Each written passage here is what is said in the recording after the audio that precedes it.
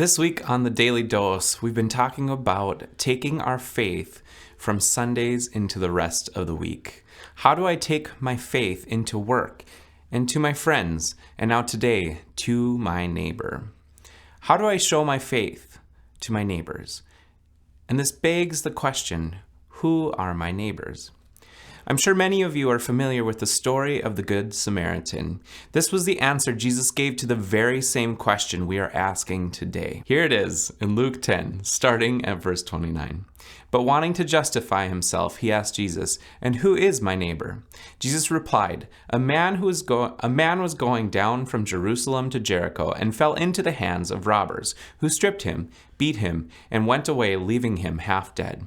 Now by chance a priest was going down the road, and when he saw him, he passed by on the other side. So likewise, a Levite, when he came to the place and saw him, passed by on the other side. But a Samaritan, while traveling, came near him, and when he saw him, he was moved with pity. He went to him and bandaged his wounds, having poured oil and wine on them. Then he put him on his own animal, brought him to an inn, and took care of him. The next day he took out 2 denarii, gave them to the innkeeper, and said, "Take care of him, and when I come back, I will repay you whatever more you spend." Which of these 3 do you think was a neighbor to the man who fell into the hands of the robbers? He said, "The one who showed him mercy." Jesus said to him, "Go and do likewise." And I love this story, but to me there is a part missing. Jesus starts out his story with, there was a man traveling, but what he really doesn't get at is who this man was, or what he was like. The context of this story is that the priest and the devout religious person walked by this man hurting on the road when they were expected to help, while the Samaritan, who was considered unclean, who didn't believe the same things, showed the man compassion. But what is missing for me is who this traveler was. I'm going to be so bold and push this a little bit for some context. What if the person hurt on the side of the road was a gang member, or a prostitute, or a person of color, or a racist, or someone who worships differently than you, or someone who doesn't worship and will never worship a day in their life, or a liar, or a cheater, or abuser, or a drug addict? How does this change the story for you?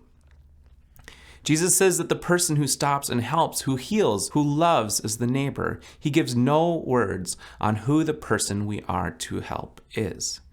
This significantly changes the narrative to me, as according to Jesus, it doesn't matter. They are our neighbor. And let's face it, some neighbors are harder to love than others. But this doesn't change the fact that Jesus calls them neighbor and calls us to love them. Pastor Angie, being the brilliant mind that she is, mentioned a line from a book from Robert Frost that says, "Good fences make good neighbors." Sometimes we have to create boundaries on how we love, but that doesn't change the call to love.